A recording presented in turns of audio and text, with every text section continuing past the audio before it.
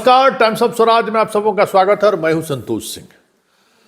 और आज हम टाइम्स ऑफ स्वराज में पाठक के उन आदेशों की चर्चा करने जा रहे हैं जिन आदेशों का आधार नेशनल करिकुलम 2023 शिक्षा को लेकर एक गाइडलाइन भारत सरकार की तरफ से जारी हुआ है, उसका उन्होंने आधार बनाया।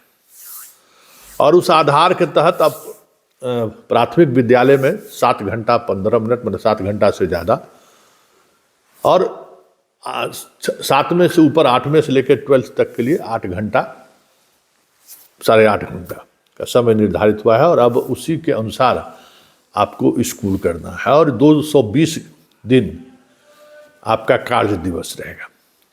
हालांकि हमारी कोशिश रहेगी कि ये जो नेशनल करिकुलम है जिसके तहत ये चीज़ें आप पर लागू की गई है, उस सेंट्रल स्कूल उसको किस तरीके से लेती है या देश के अन्य राज्यों की जो स्कूल है वो इसको किस तरीके से पैमाना मानती है। इसके अलावा जो आकस्मिक अवकाश है वो 10% ही दे सकते हैं, जब पहले 30% था। मतलब अब एक टीचर से ज़्यादा की उम्मीद मत करिए कि आप उनको छुट्टी दीजिए।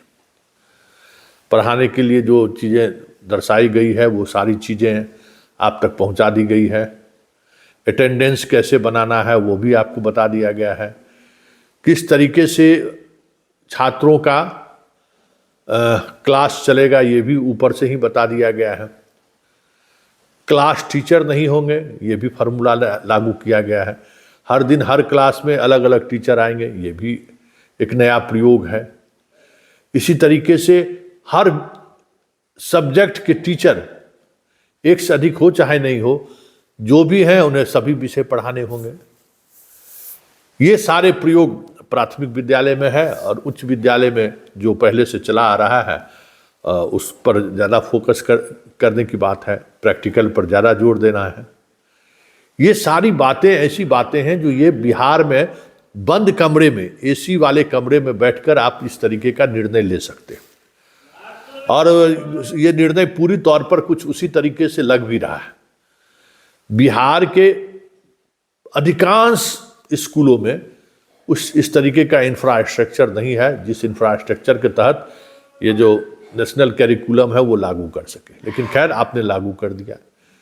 लेकिन सवाल ये है कि अब आपकी जो पॉलिसी है कि पहले फेज में जो बहाल हुए वो गांव में रहेंगे, अब दूसरे फेज में जो बहाल होंगे वो शहर में रहेंगे, तो ये पहले फेज वाले की किस बात की सजा दी गई है, सवाल उठना लाजमी है। तो ये जो कैरिकुलम आप लागू कर रहे हैं वो कैरिकुलम का भी तो आधार होना चाहिए ना।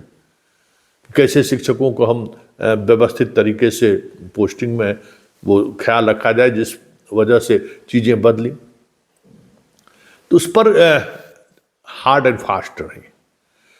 तो ये चीज़ें ये जो नए नए फरमान जारी हुए हैं नए साल में, बहुत मुश्किल है पाठक जिसको स्कूल तक उतारना, क्योंकि जिस जगह आपका स्कूल है आप अब नए सिरे से घूमना शुरू किए हैं, वहाँ तो आपकी पहुँच है भी नहीं, वहाँ आप जाते भी नहीं, तो कैसे फिर चीज़ें बदलेंगे, ये देखने वाली बात होगी। लेकिन चलिए, आपने शिक्षा में सुधार को लेकर एक नया प्रयोग शुरू किया है।